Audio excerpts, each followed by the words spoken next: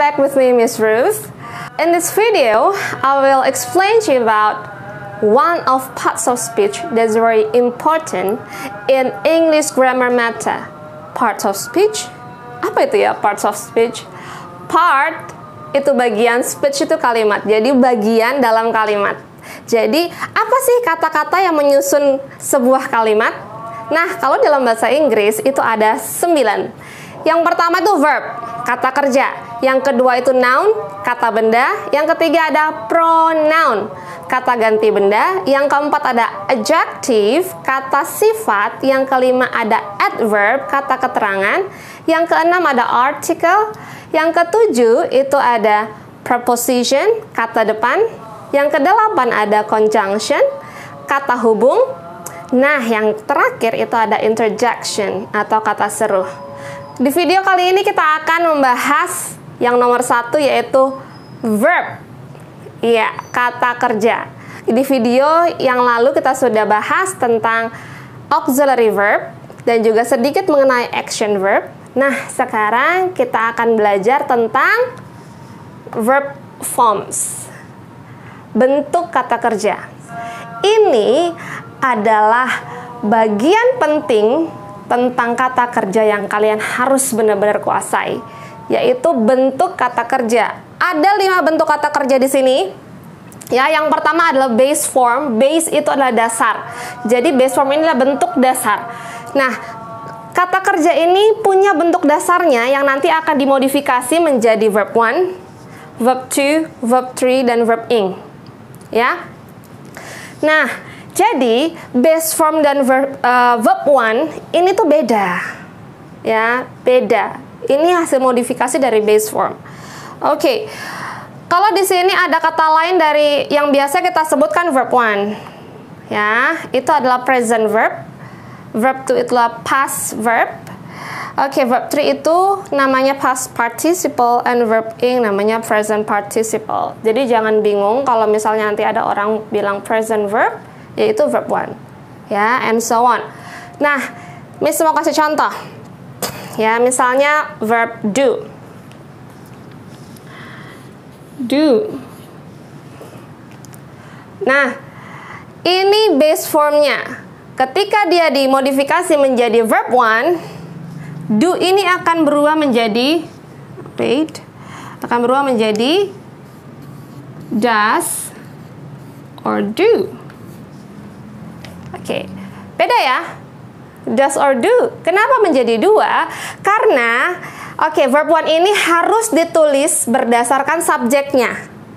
Ya, kalau misalnya subjeknya itu 1 atau singular in English, ada S-nya ya.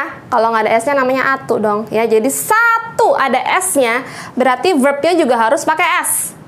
Ya, semua verb harus pakai S karena subjeknya 1 ada S-nya. Tapi kalau misalnya lebih dari 1 ya nggak pakai S, gitu ya. Makanya kemarin di video sebelumnya tentang auxiliary verb, di situ Miss ada kasih catatan kalau misalnya untuk verb 1 itu pasti ada 2 kata kerja, yang satu pakai S, satu tidak pakai S, ya, karena tergantung dengan verbnya. Beda dengan verb 2 yang hanya mempunyai 1 kata kerja saja, dimodifikasi menjadi did. Oke, and then verb 3 menjadi done. Oke, and then kalau verb ing itu base form ditambah dengan ing. Doing. Oke. Nah, kelima macam bentuk ini yang harus kita kuasai supaya nanti untuk pelajaran berikutnya, karena grammar ini rata-rata materinya semua berhubungan dengan kata kerja, ya. Oke. Sekarang Miss kasih contoh yang lain, yaitu to be. Karena to be ini pengecualian. Kenapa? Karena untuk to be, verb to-nya itu tidak 1 tapi 2. Juga berdasarkan subjeknya. Kalau subjeknya singular pakai S, kalau subjeknya plural tidak pakai S. Tapi hanya to be itu saja yang verb to-nya ada 2. Selebihnya semua 1. To be base formnya adalah be. Be ya, namanya verb be kan. Oke, B. Ketika dimodifikasi menjadi verb 1 present, dia menjadi is atau am, are. Oke. Pengecualian juga di sini ada 3. Ya, jangan bingung. Fungsinya sama seperti tadi ya. Kalau misalnya nanti kamu lihat subjeknya itu satu singular, ada s-nya, pilih yang ada s-nya juga. Oke, kalau misalnya yang plural itu kan lebih dari 1, nah pilih yang nggak pakai s, yaitu are. Ya, m ini ingat ya, m ini khusus hanya untuk saya. Hanya untuk saya ya, M itu hanya untuk I. Jadi ini untuk yang singular, ini untuk yang plural, dan M ini hanya untuk saya ya, spesial. Oke, kalau verb to-nya is dan am di sini itu menjadi was. Ya, ini menjadi was, are ini menjadi were. Oke. Dan verb 3-nya adalah been. Verb ing-nya base form plus ing. Be plus ing. Begitu ya.